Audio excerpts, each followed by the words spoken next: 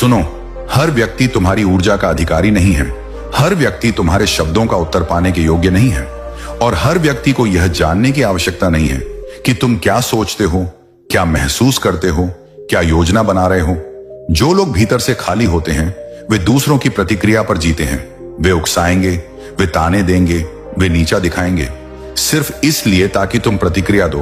और जिस दिन तुमने प्रतिक्रिया दे दी उसी दिन तुम हार गए। जीवन में हर व्यक्ति तुम्हारे साथ एक जैसा व्यवहार नहीं करेगा। कोई तुम्हें समझेगा, कोई तुम्हें परखेगा, कोई तुम्हें इस्तेमाल करेगा। समझदारी यहां है कि तुम पहचान सको कौन तुम्हारी ऊर्जा बढ़ा रहा है और कौन उसे चूस रहा है। जो केवल लेता है और कभी देता नहीं, उसे धीरे धीरे तुम्हारे जीवन से बाहर जाना ही होगा। तुम यह मत सोचो कि इग्नोर करना मतलब रिश्ते तोड़ना है। नहीं, इग्नोर करना मतलब अनावश्यक प्रभाव को समाप्त करना है।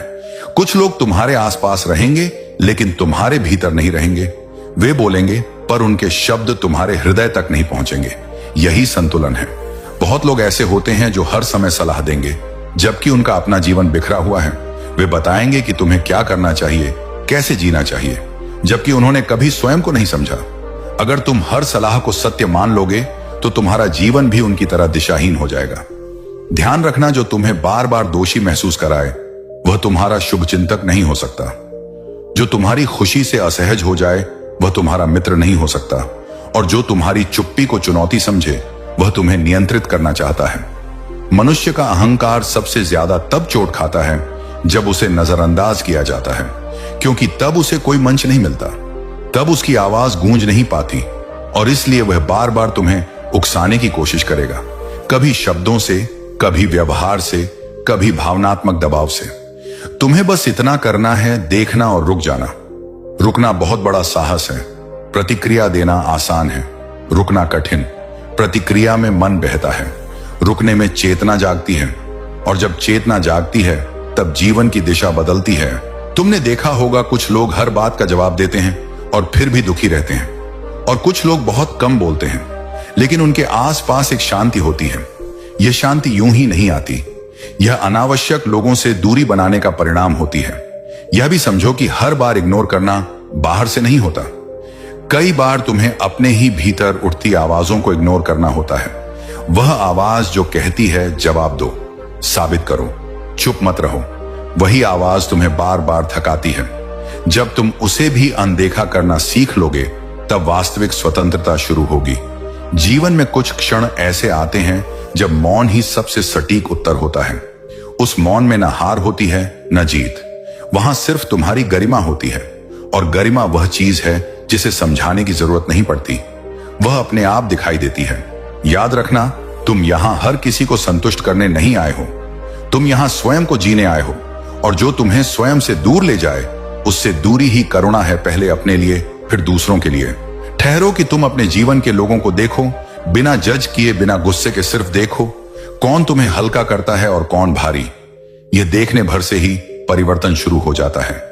मौन को लोग कमजोरी समझ लेते हैं क्योंकि वे शब्दों के शोर में जीते आए हैं। उन्हें लगता है जो बोलता है वही शक्तिशाली है, जो जवाब देता है वही सही है। लेकिन जीवन का गहरा रहस्य ठीक इसके उलट है।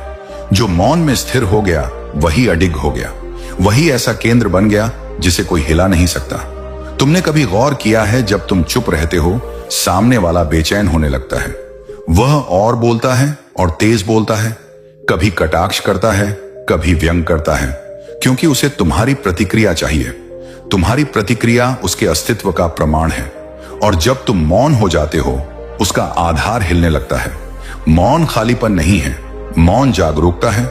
मौन पलायन नहीं है, मौन चयन है। जो व्यक्ति मौन चुन लेता है वह यह तय कर लेता है कि अब उसका मन बाहरी लोगों की कठपुतली नहीं बनेगा। वह यह समझ लेता है कि हर उत्तेजना का उत्तर देना आवश्यक नहीं है।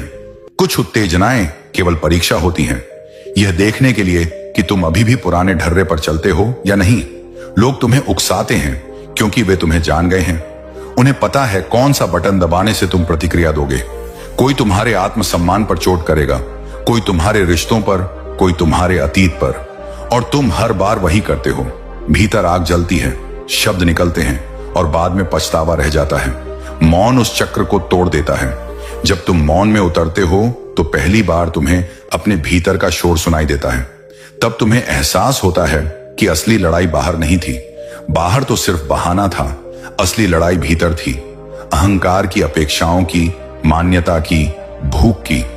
जो व्यक्ति मान्यता चाहता है वह हर बात का जवाब देता है। जो व्यक्ति स्वयं में पूर्ण है वह मौन में विश्राम करता है। मौन में तुम्हारी ऊर्जा बिखरती नहीं, संचित होती है, और संचित ऊर्जा ही एक दिन तुम्हारी उपस्थिति बन जाती है।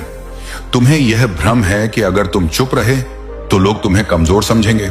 सच यह है कि लोग उसी को हल्के में लेते हैं जो हर बात पर बोल पड़ता है, जिसे पढ़ना आसान हो, जिसे भड़काना आसान हो। मौन व्यक्ति को कोई पढ़ नहीं पाता, और जिसे पढ़ा ना जा सके उससे लोग स्वाभाविक रूप से दूरी रखने लगते हैं। यह दूरी शत्रुता नहीं है, यह सम्मान है। मौन का अर्थ यह भी नहीं कि तुम भीतर दबा लो। दबाना और मौन दो अलग बातें हैं।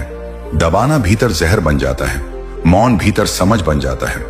मौन में तुम देखते हो क्या यह बात सच में महत्वपूर्ण है, क्या यह व्यक्ति सच में मेरे समय और ऊर्जा के योग्य है, और अक्सर उत्तर मिलता ही नहीं। तब तुम चुप रह जाते हो, और वही चुप्पी तुम्हारी विजय होती है।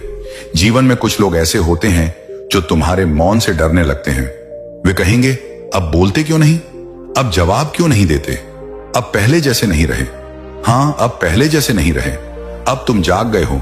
जो जाग गया वह बहस नहीं करता, जो जाग गया वह सिद्ध नहीं करता, जो जाग गया वह खुद को बचाता नहीं, वह खुद में टिक जाता है।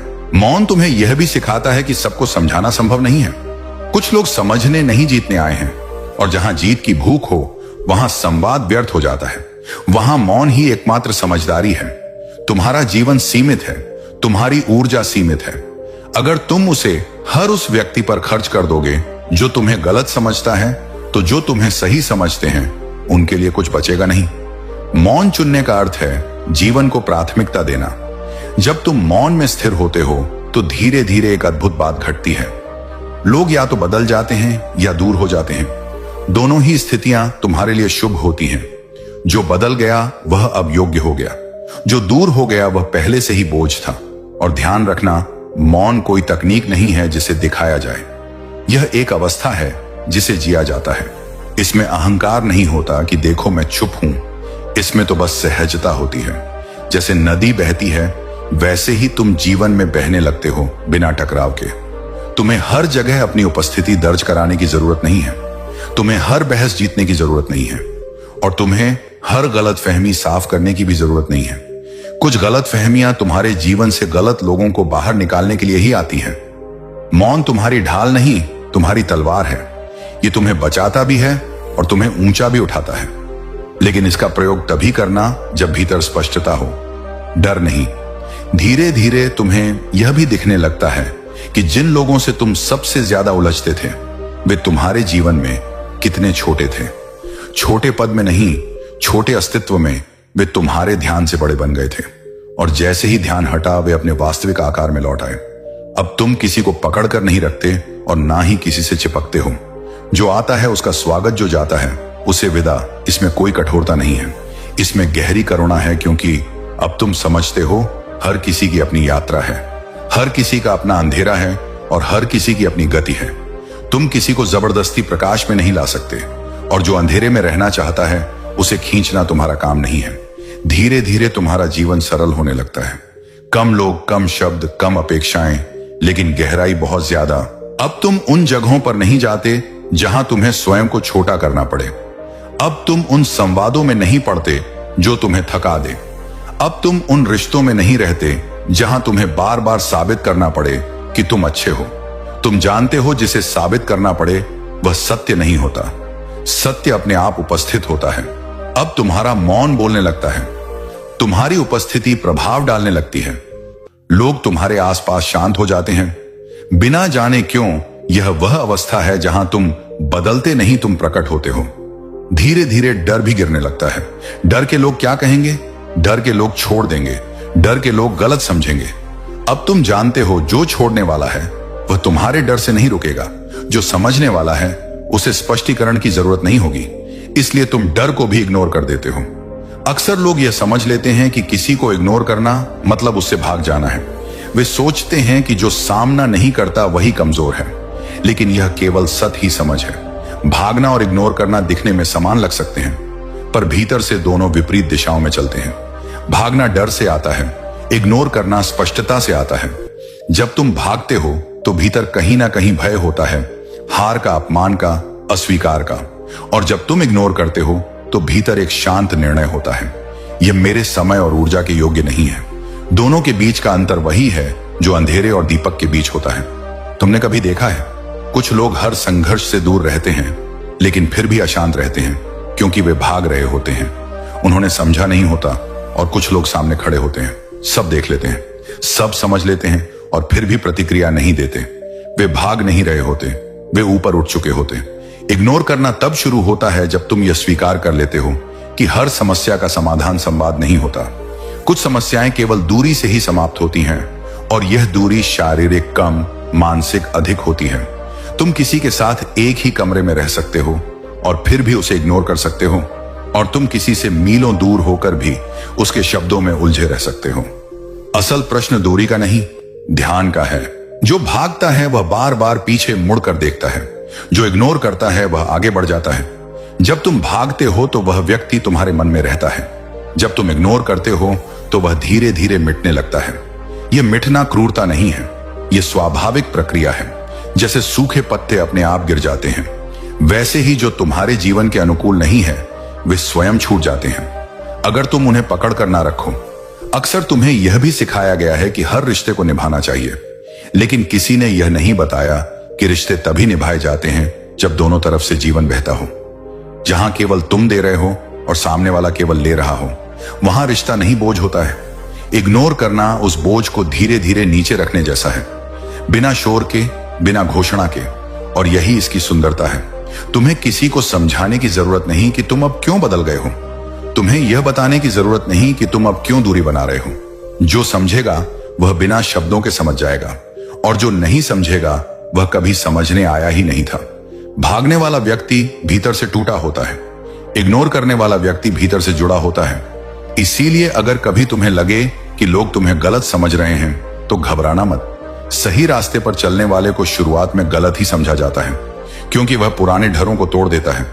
इग्नोर करना तुम्हें कठोर नहीं बनाता, यह तुम्हें स्पष्ट बनाता है। कठोरता में संवेदना मर जाती है, स्पष्टता में संवेदना और गहरी हो जाती है। तुम अब भी करुणामय रह सकते हो, प्रेमपूर्ण रह सकते हो, और फिर भी इग्नोर कर सकते हो। यह विरोधाभास नहीं है, यह परिपक्वता है।